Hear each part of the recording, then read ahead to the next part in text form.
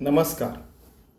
आपण कसं प्रत्येक देशाजवळ शाश्वत विकास लक्ष्य अचीव करण्यापासून तर ॲग्रिकल्चर शेतीच्या खाद्यान्नाच्या बाबतीत स्वावलंबी होण्यापासून तर अंतरिक्ष विज्ञान प्रौद्योगिकतापर्यंत कसं स्वावलंबी राहू शकतो यावर विचार करतो आणि ज्यामुळे आपण achieving sustainable development goals and going to moon Mars and beyond याच्यावर कसं काम करू शकतो यावर विचार करतो आहे. ठीक आहे.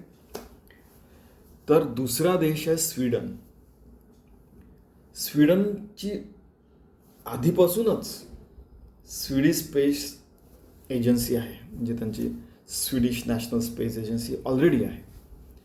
पण त्यांचं जे बजेट आहे, त्यांचं जास्तीत जास्त बजेट, जास्तीत जास्त पैसा त्यांचा युरोपियन स्पेस एजन्सीला जातो.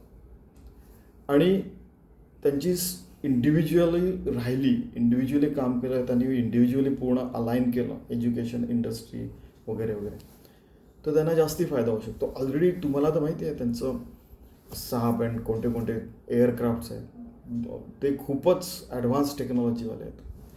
बऱ्याचशा संस्था त्यांच्याजवळ आहे की सगळ्यात चांगल्या टेक्नॉलॉजी बऱ्याचशा फिनलँड स्वीडनच्या, म्हणजे तुम्ही बघाल तर रेल्वेमध्ये काय काय फिनलँडच्या रेल्वे बांधताना तिथल्या टेक्नॉलॉजी आपण आणतो भारतात.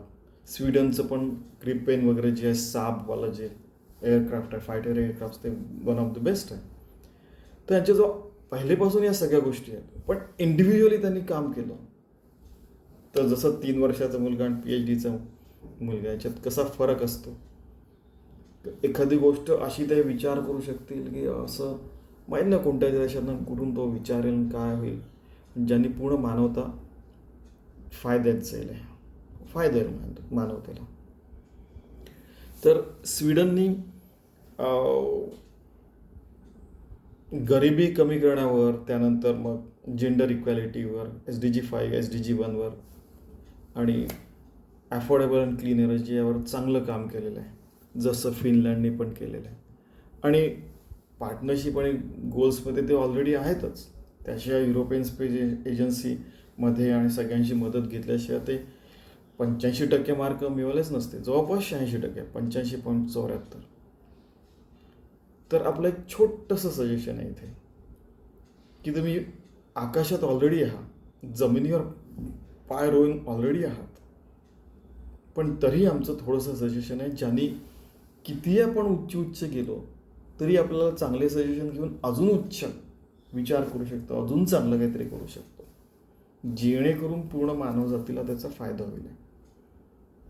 तर हे आपलं सजेशन आहे. त्यांनी घेतलं तर चांगलं आहे, नाहीतर हे देवाचं कार्य समजून आपण देवाचं कार्य समजून देवाला समर्पित करतोय.